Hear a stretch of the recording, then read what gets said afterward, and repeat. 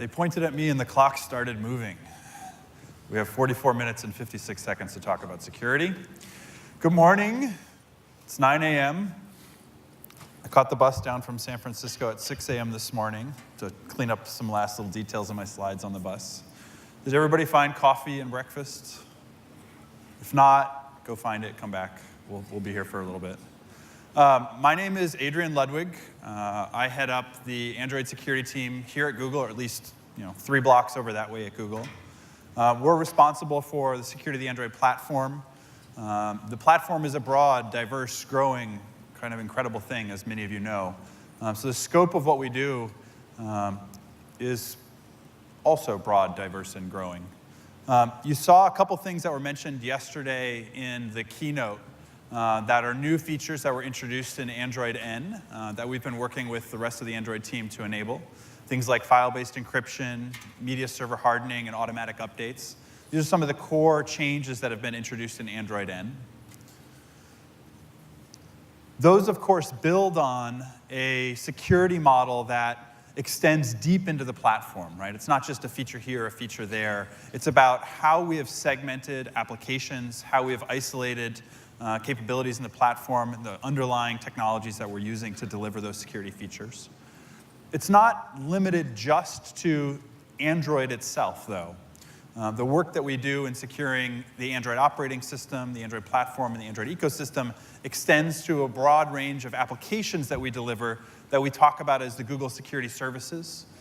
Those also got a very brief mention yesterday in the keynote that I wanted to flag, which is that at present we're doing over 1 billion scans per day.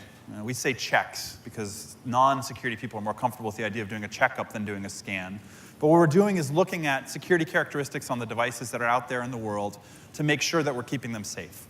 One of the things that we look at is the broad range of applications that have been installed onto these devices. So we check over 8 billion applications every single day, right, to give you a sense of the overall scope. One of the things that Dave wasn't able to get into was what exactly these things mean. About 3 or 4 weeks ago, we published something called the Annual Security Year in Review, where we went into a lot of the work that we've been doing investing in these security services, making them more capable, using the technology that Google has in our back end to deliver more and more sophisticated analysis of applications, more and more sophisticated understanding of what it is that's going on in the Android ecosystem so that we can better protect users. That 50-page document included this diagram. I'm not going to go into a lot of detail here, but I wanted to emphasize that the vast majority of our focus is on everything that we can do to protect users. So that ranges from hardware updates and hardware security to platform updates and platform security features to services as well. And we're investing at every layer in the stack to try to protect users as best we can. Now, for today, I'm going to hone in on a handful of specific new capabilities that were introduced in Android M and Android N. M because, let's be realistic, it hasn't gotten to a point where it has broad-based adoption, so it's not terribly surprising if you haven't been spending a lot of time thinking about how to take advantage of the features that were introduced in M. And Android N because that's the new hotness, or at least it will be as soon as it begins to roll out a couple of months from now. So I wanted to emphasize, though, that this is just part of the overall sort of set of capabilities that we have, right? We want to build things for application developers, we want to build things for users, and we want to build things for device makers. I think on the main stage, the focus was on users. Elsewhere in the world, we spend a lot of time talking about device makers, but today we're going to talk about what are the new things that we're doing to make your life as an application developer better on Android M and N. So these are some of the key features that I'm going to talk about. There are 7 of them up here. I'm just going to walk through them one by one. We'll talk about what it is that was introduced, take a look at some source code so that you can understand how you might incorporate it into your application and your development experience, and then talk about some of the best practices that we've been thinking about for how we think it is that you'd want to be incorporating these new technologies into your application development, right? Pretty straightforward. Boom, boom, boom, move to the next one, boom, boom, boom, right? No fancy diagrams, just a little bit of code here and there. So permissions is the first thing we're going to talk about. You may remember, or you may know if you're running on Android M right now, on Nexus device or one of the other devices that started to receive it, that one of the major changes in the user experience that was introduced with Marshmallow was runtime permissions, right? The idea that an application can defer requesting the use of permissions until it really needs them, and that the user has the ability to decide whether the application gets that specific permission or not, right? Really very fundamental change in the way that applications are going to request access to more sensitive capabilities on the device, introduced with Marshmallow. From an application developer standpoint, it's a really powerful thing for you to think about, right? It gives you the ability to simplify the installation process for your application because you don't have to request all of those permissions up front. It gives you the ability to upgrade without having the user have to confirm that that upgrade is necessary if your application is being delivered through, for example, through Google Play, because there's no increase in the capabilities of the application in the security model, and so there's no need for the user to affirm that, right? So this can really accelerate the rate at which your applications are being upgraded if you take advantage of runtime permissions on these newer platforms. And from my perspective, when I think about security, one of the things I worry about is making sure that users understand what it is that's going on. And we found that runtime permissions are fundamentally more understandable for users, right? They give the application developer the ability to provide context and the user to understand how that capability is going to be associated with the application that they're employing. So what does it look like? It's pretty straightforward. The first thing that you want to do in the context of your application is invoke the local environment and check self-permission, right? Do I already have this permission? If you don't, then you want to explain, probably provide some context to the user about why it is that you're going to request that permission. In this particular instance, it's a use of read contacts. So you might say, I want to send an email, and it would be really nice if I could see who you're already friends with inside your contact environment, or make a call, or any number of other types of functionality you might want to expose. If you do not have the capability already, then you're going to need to request it. And there's a simple API, request permissions, and you can go ahead and make that request. And at that point, you now have that permission, or not. Let's talk a little bit about some of the best practices to make sure that you actually get that permission. Because that's one of the things that people are concerned about with runtime permissions, is that they maybe don't always say yes, right? And so you're going to need to consider in the context of your application that the user might say no. And you're going to want to think about how it is that you can increase the likelihood that the user will say yes. So one of the things that we did is provide some design guidelines. Those have been published. You can find them up on source or on developer.android.com that describe some of the best practices. One of the most important ones is to provide some context for why it is that you're going to do it. So for example, in the case of SMS, in the case of the Hangouts application, explaining, hey, if you want to receive SMS in the context of this application, we're going to need to have access to it, and I'm going to request it now, then makes it possible for you to request it and really increase the rate at which users say, okay, makes sense to me, go ahead and grant it. Within the context of Google applications, we found that about 85% of the time, users do say yes. That's better than the average that we've seen for other applications that are sort of broadly distributed on the Android platform. Just to give you some examples of how much better it is, about 15.8% of the time when we prompt a user, they say no. That's about 40% lower. So for other applications, the failure rate on that request is going to be about 20 to 25%. Right? So about 40% difference between those. If you ask too many times and the user says no repeatedly, eventually, after I think 3 times, the user has the option to say, stop asking me. And so we found that the stop asking me, don't ever ask me again rate for Google applications is about 3%. So effectively, we prompt a couple of times in order to get to the point where the user's comfortable with the application, and we find about 97% of the time users accept the permission ask that we're making. Okay? So those are some of the best practices that you'll want to think about. There's another capability that we've been expanding dramatically, which is protection of key material, cryptographic keys specifically on Android. So we'll talk about the Android Key Store. The Key Store leverages hardware that exists on the vast majority of Android devices. As a security practitioner, it's always been really interesting to me that most devices, literally about 80 to 90% of devices, have something called Trust Zone on them.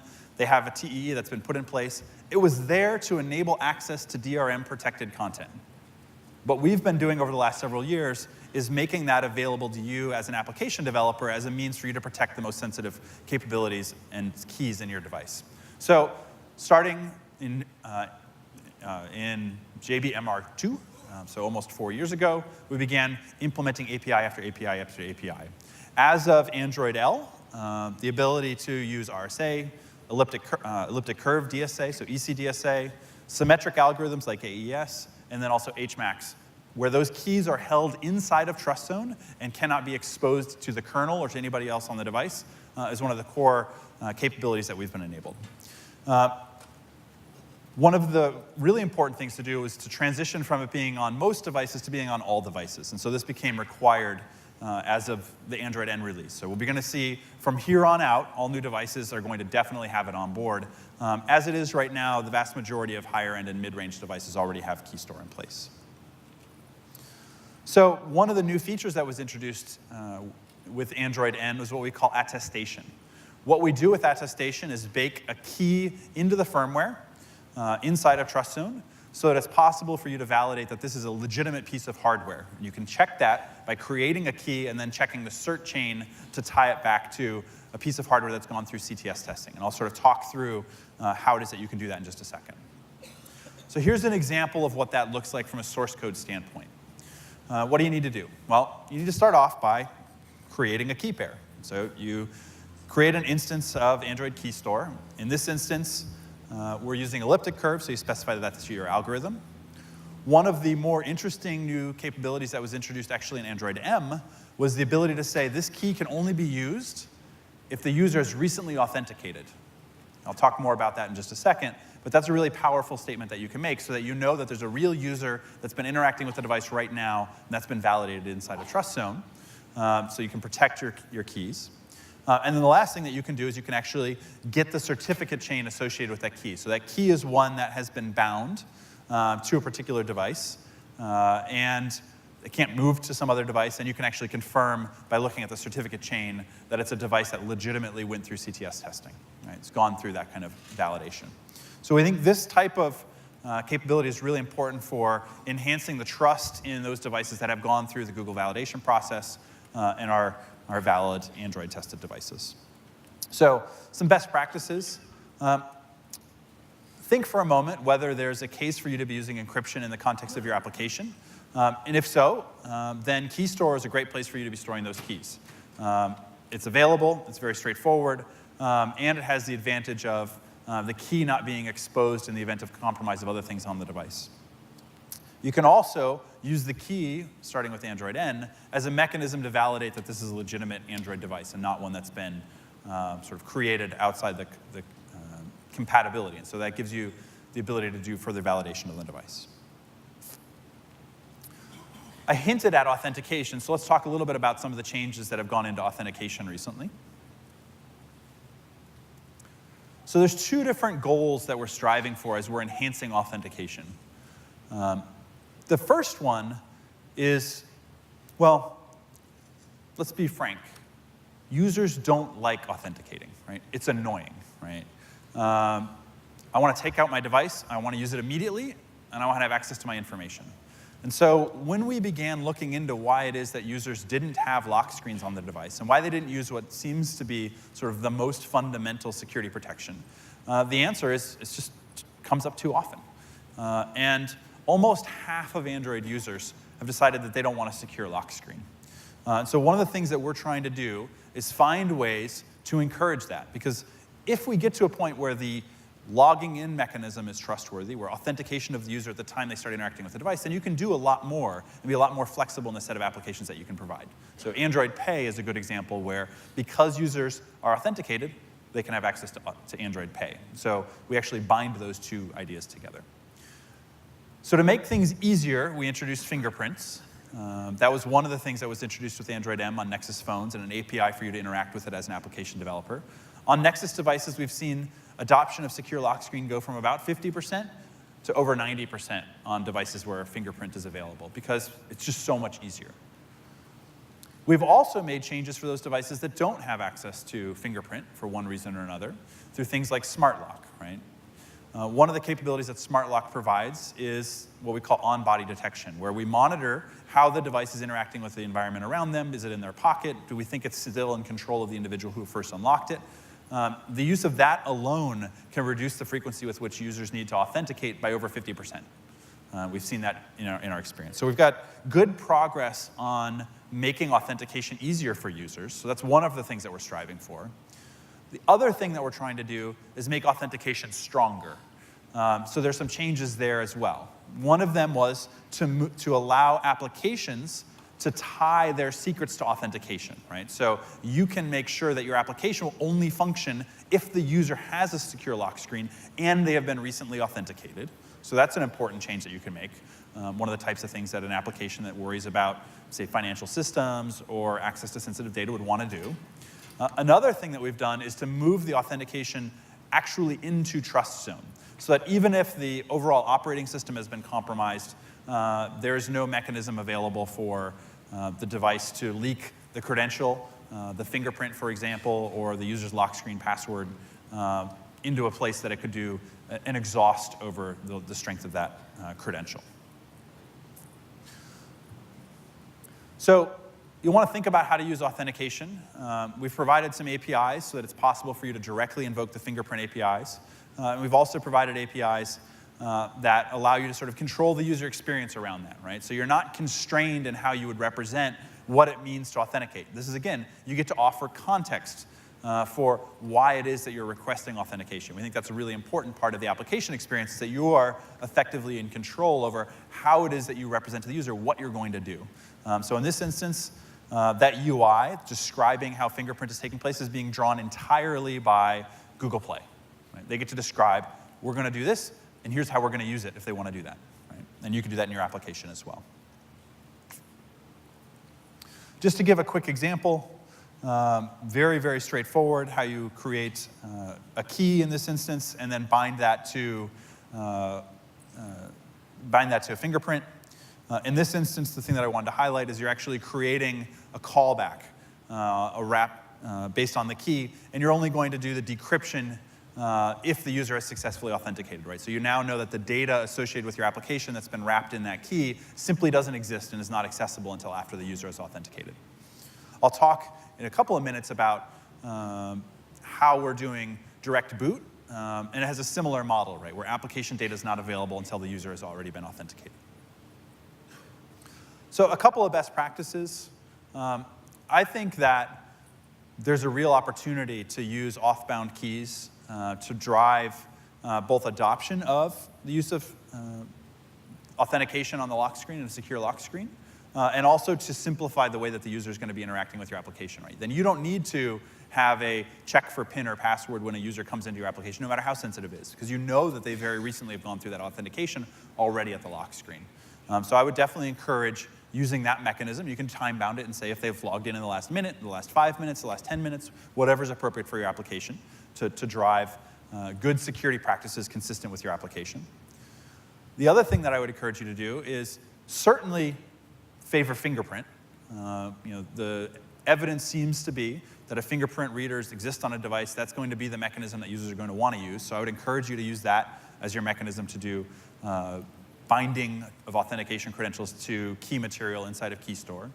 If that's not available, then falling back to doing something like create confirm device credential intent as a mean to bind to whatever other secure lock screen they have on the device is a perfectly reasonable fallback for those devices where fingerprint isn't available. So we've covered a couple of features so far. We're going to get now into sort of the crypto section. Talk first about secure networking, and then get into secure storage.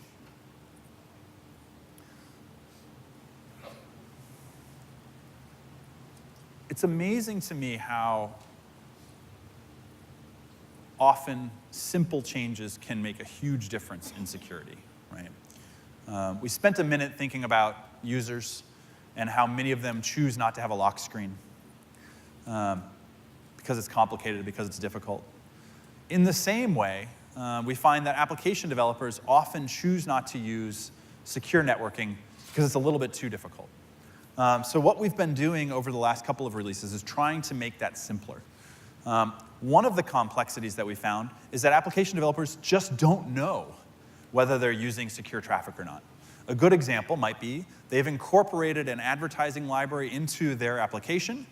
Does that advertising library use HTTPS to request assets when it sends up device identifiers or user identifiers in order to request those advertisements that have been personalized for that application? Do you know? And so one of the features that was introduced in Android Marshmallow was the ability for an application to say, you know what, I want to use clear text traffic, and conversely, I don't think that I need to use clear text traffic, right? If you're an application like Gmail, you can say, I know that all of my connections are going up to a Google server, and that's the one that's been protected, and I can say, oh, I'm going to not use any clear text traffic. If you're a different application, then you need to go through the process of evaluating whether it's there. So this is a feature that was put in place to simplify understanding whether your application actually uses clear text traffic and to give users visibility into whether you think you use clear text traffic. So it's really straightforward, very easy to use. Inside your manifest, it's very simple. Do you use clear text traffic? No. And then APIs such as HTTP URL Connect, where it's not using HTTPS, will simply not work. Right? So those APIs that are known to be insecure and transmitting user data across the network simply no longer function. They'll return a security error, and you can bail out. So that's great, except that it turns out most applications do some stuff secure and some stuff not secure. So we knew that we needed to provide more flexibility, and so that's one of the things that we began focusing on in Android N, is how do we have more granular controls while recognizing that the granularity that's existed in SSL and TLS stacks and the SSL APIs has been a source of incredible complexity and incredible difficulty in deployment. And so what we want to do with network security config is make it really easy for you as an application developer to know where you're using secure transports and then to control those transports in a way that doesn't make your coding really difficult. So it's entirely declarative, and it's all in the manifest. So let's talk about some of the basic capabilities. Well, here's a really simple one. It turns out I don't use secure traffic everywhere, but I know that I use it on secure.example.com, and so I can use a domain config. I set it up where this domain is one that uses secure traffic. Okay, so it does use clear text traffic, specifies it as false, and I don't make any claims about any other domains that my application might be interacting with. So you can keep that advertising library that otherwise would have prevented you from being confident about the rest of the functionality of your application. So that's the start of the types of things that you'd want to be able to do. Another thing that we found is that it's very difficult to do debugging, right? We see that in the context of Google on a regular basis. The way that we interact with our debug infrastructure is different from the way that we interact with our release infrastructure. We have different key material on them. It might not come from a certificate authority that's a well-known certificate authority that's on all the Android devices because it's just a test infrastructure. And you don't want to have to pay for and maintain that sort of complex or costly SSL infrastructure. Not that it's that costly, but that's the mindset of a lot of developers. And so one of the things that we want to do is make it really simple, right? Because in the past, the way that developers have done this is they've had to go through a lot of custom code to change how SSL handling took place inside the context of their application. So we're going to do that all in the manifest now with network security config. So that should make it really, really simple for you to test in a way that's distinct from, entirely independent from your release infrastructure, but also not have to write any custom code to do that. So what does it look like? Here's a pretty simple way to do it. Network security config, you declare debug overrides, and you set a different set of trust anchors when your application is running in a debug environment. And you specify what those trust anchors are. You can include them in your application as is being done here. This is actually specifying that they're going to be in your application. And you now know that when your application is no longer in a debug build, no change to your code at all, you release it in release mode, you ship it, and all of the code related to this debug overrides is no longer going to be present inside the application. Really straightforward.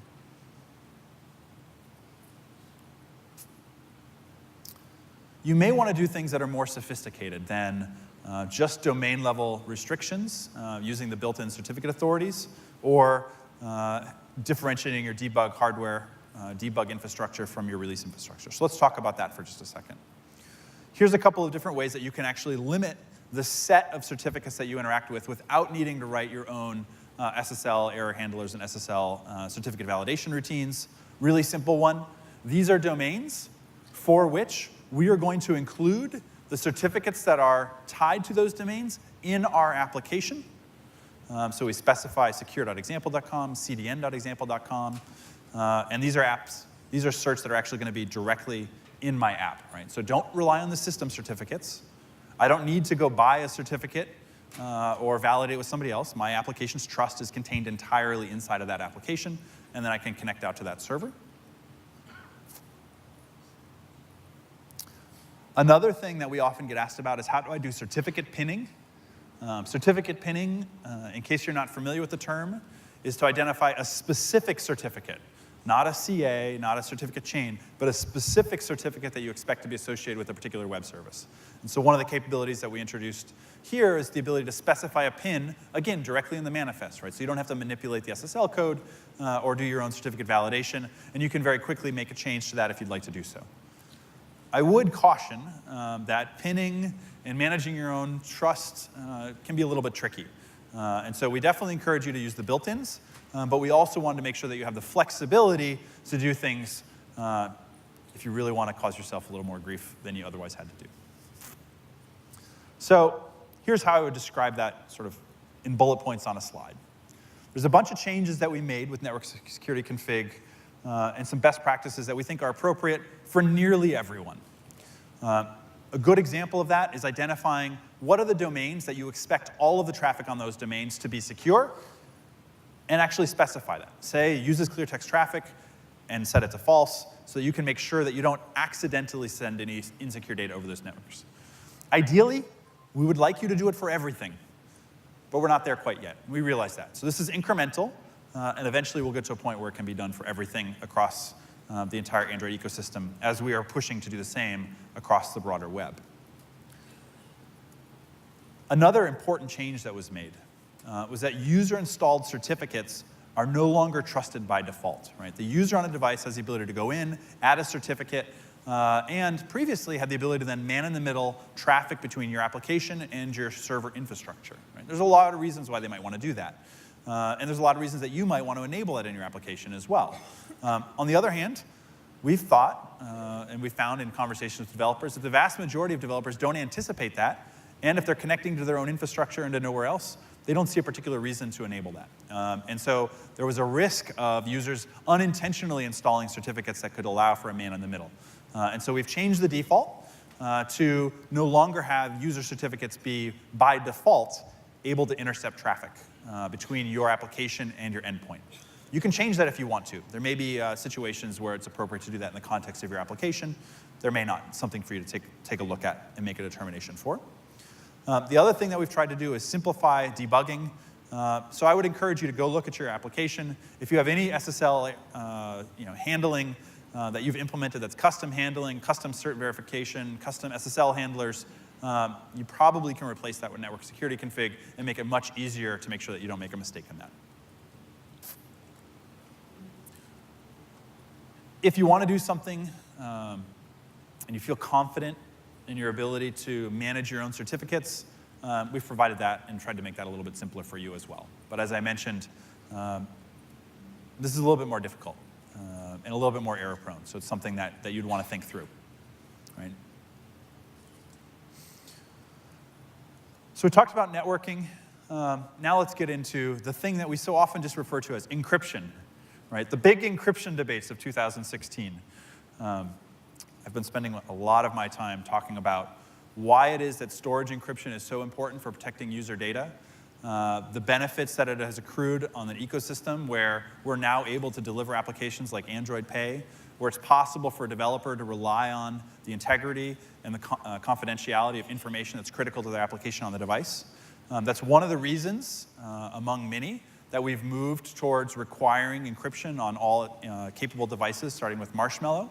We made that mandatory. And we've been making that more and more robust because we think direct physical threats to the user's device are one of the things that we need to be concerned about, right? These are devices that we move around in the world with. They're sometimes attached to your wrist.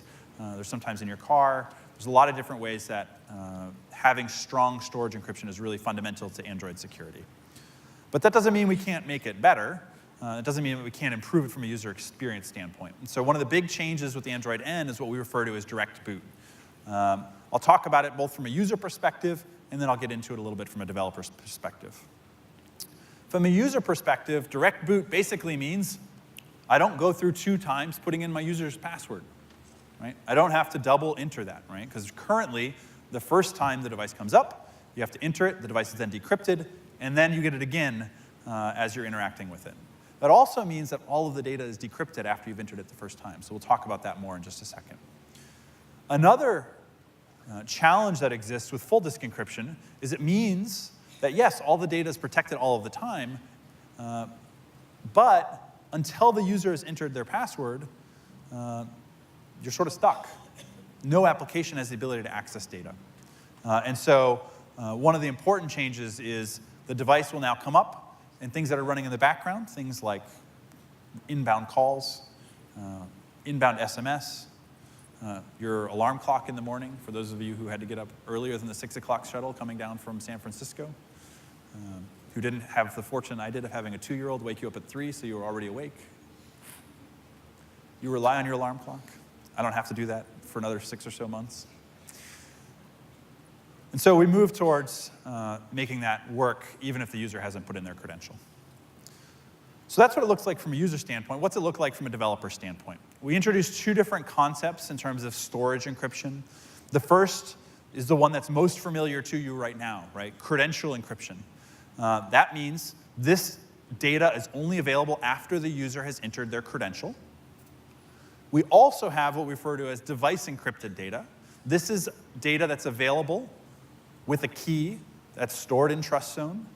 So it's protected in a variety of different mechanisms against extraction. So the data is still encrypted, but it's encrypted with a key that's only tied to the device. Applications by default are going to run in credential encrypted environment. So if you don't change anything, the behavior you have is going to be exactly the way your application works now, which is once the user logs in, you get access to data and you can kind of proceed along your way. But if you have an application that requires access to information potentially before the user has entered their credentials, you can declare yourself to be direct boot aware, and then you have access to the data in the context of the activity that's been declared to be direct boot aware, and you can actually interact with it. Right? So that's how TalkBacks works, that's how SMSs works, that's how alarms store. This is an alarm, and immediately upon reboot, I want to be able to execute on that alarm. What does it mean to declare yourself to be direct boot aware? Pretty straightforward. The top half of this is in the manifest. You just say, I'm direct boot aware. OK. And then that receiver can be triggered in the event that a particular intent is fired, like, I don't know, boot complete. Then your application will start running in the context of that particular receiver. To use storage, which presumably is one of the things that you'd want to do, you're going to need to create storage that's in the context of device-protected storage. And so there's a little snippet of code down there at the bottom. You create your app context, you use your app context, and then you create a device-protected storage context. And then you just open it, right? You interact with it exactly like you would any other way.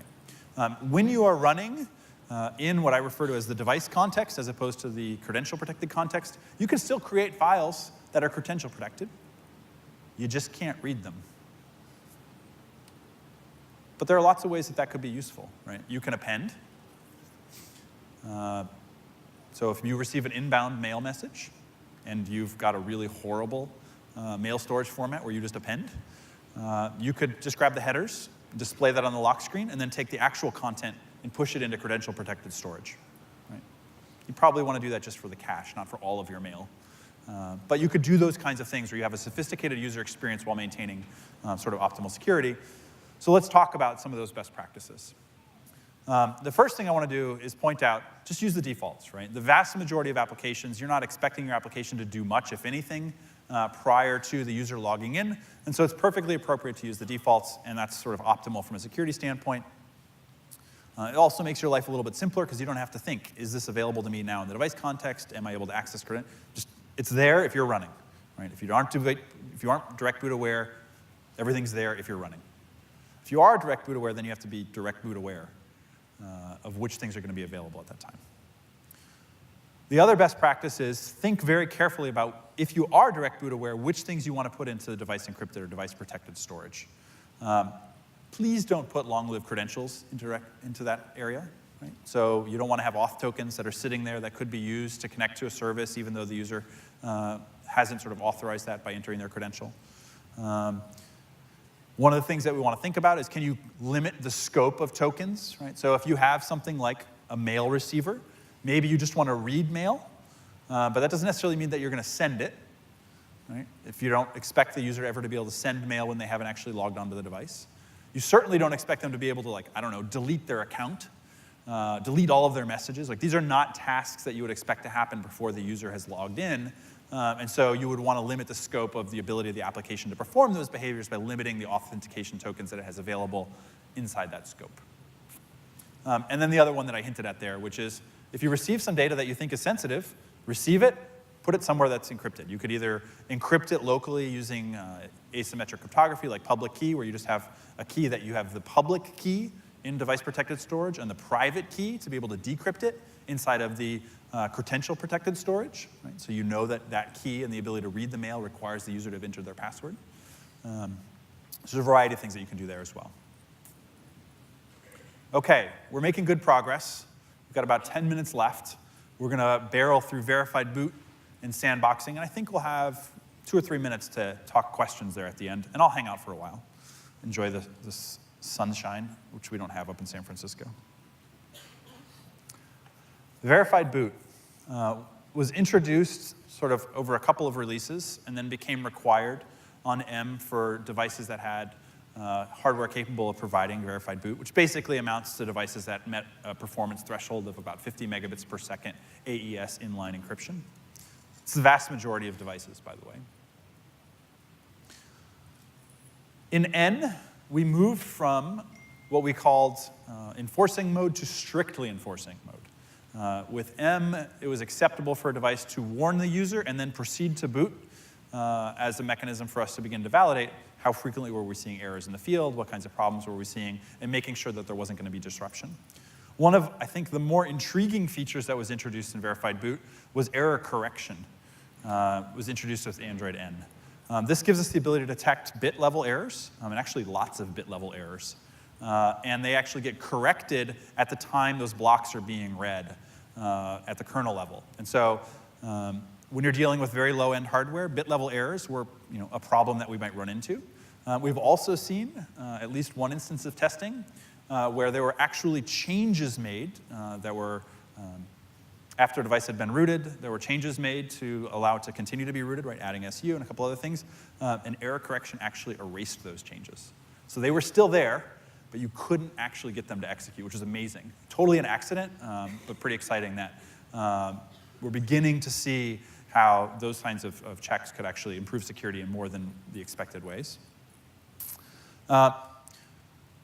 Verified boot is part of making it easier for you as a developer to understand that you're running in an environment that is a strong, secure environment. And so there's one other thing that we want to talk about in this context, which is the SafetyNet API and patch level strings, which are both mechanisms designed to make it easier for you as an application developer to understand, what is the security context of this device that I'm running on. So the SafetyNet API, I'll give you an example code in just a second, basically looks at the device characteristics, and this goes back all the way to Jelly Bean, and tries to understand whether this is a real device. It looks at a bunch of hardware characteristics, including like how does the GPU work, not what is the GPU serial number, not what is, but like performs operations on the GPU to make sure that it's executing in a manner that we would expect to be consistent with a piece of hardware that matches the specification that's being provided by the operating system that's running on top of it. Right? So we aggregate a whole bunch of that, analyze that, and make a statement back to you that, yes, this looks like a real piece of hardware that's running a version of Android that is a CTS-compatible, tested by the OEM and then submitted to Google so that we can confirm that it's a real piece of hardware. So that's one of the goals of SafetyNet API is to make it possible for you to have that kind of confidence. And then another thing that we introduced was called the Android patch level string. The patch level string is really, really simple. You can check it, and you can see when is the last time this device got a security update. If history is any guide, we've released now 10 monthly security updates. If that string is more than a month out of date, there are publicly known security issues that affect that device. And so we're working with OEMs and carriers to make sure that they're able to deliver updates very, very quickly. But you as an application developer might want to look at that and evaluate how much trust you have in that particular device, right? Especially in an enterprise context, we're seeing more and more enterprises set policies that say things like, if this device is out of date more than 60 days, it's not appropriate for my enterprise environment.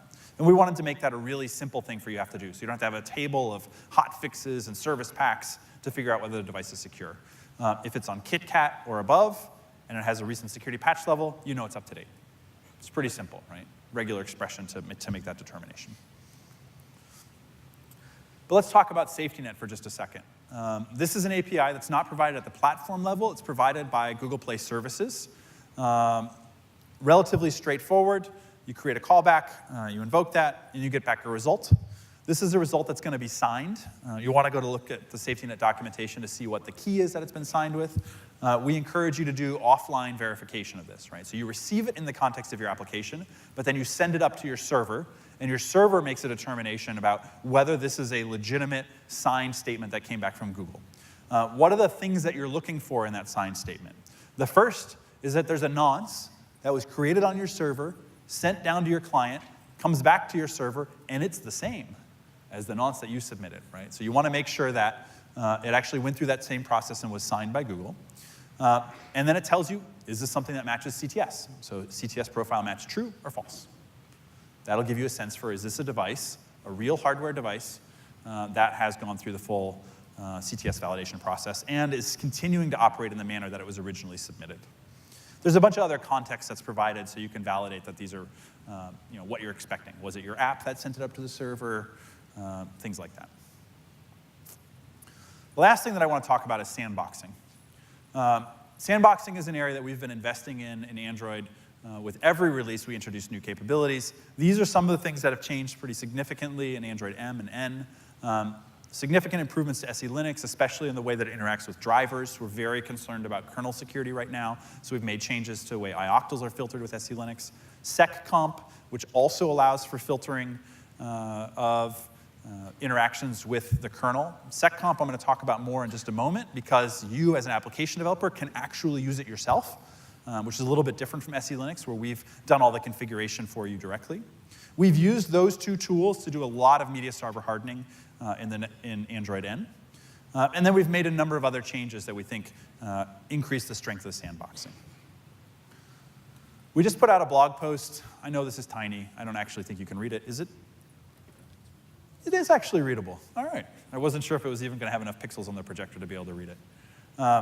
The blog post that we just put out that describes how it is that we use some of these capabilities to strengthen and really break down the capabilities inside of Media Server and isolate them using SecComp and SE Linux so that a compromise in one area, e.g. in the codec, doesn't lead to a compromise in other areas in the context of Media Server.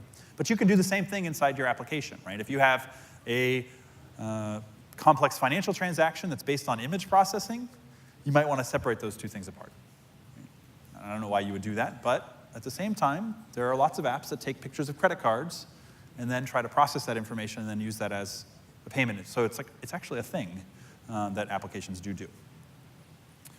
We've also been using this pretty extensively to harden Chrome because that is something that stores your most sensitive credentials and does a lot of processing of data that comes from the internet, right?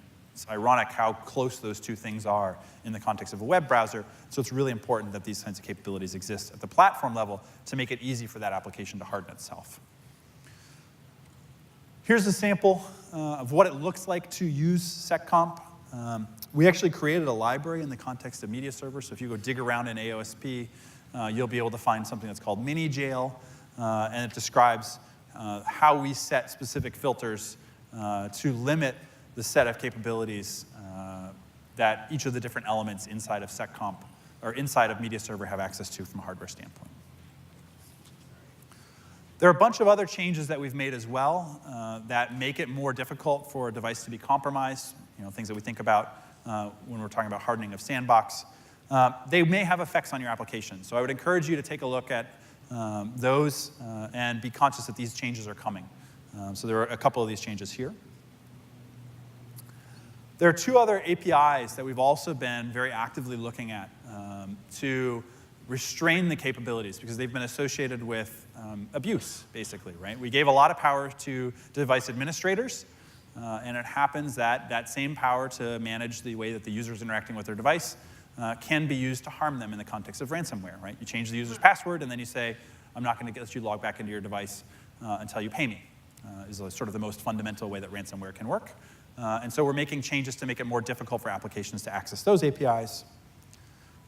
And then we've also limited the way that applications can overlay content onto another application through system alert windows. So that's an area that we've been hardening as well.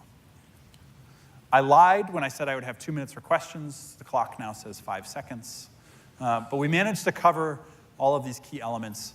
I did want to leave you with a couple of pointers to some additional information that you can look at to try to get into some more of the details here. And I will hang out outside and happy to answer any questions that you might have. Thank you very much. Enjoy the rest of your day.